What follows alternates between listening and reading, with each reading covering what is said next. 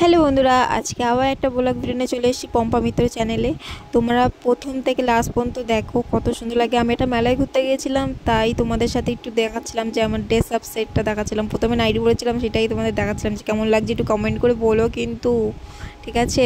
তোমরা যদি like comment share যদি না করো, সাবস্ক্রাইব না করো, তাহলে আমি ভিডিও করব না, ঠিক আছে? তোমাদের জন্য এত খাটিয়া তোমরা করো না। তো দেখো লুকটা, দেখো কত সুন্দর হয়েছে, ভালো লাগলে বলো কিন্তু। এই যে ফাইনাল লুক। আর দেখো এবারে যাবো মেলার দিকে একটু ঘুরে আসতে। মেলার জিনিসপত্রগুলো একটু দেখো। তো কিছুই কিনিনি, আমি একটা বাটি ঘটি নিয়েছিলাম, ছোটো একটা বাটি মতন মাছ রাখার জন্য, তো ওইটাই নিলাম।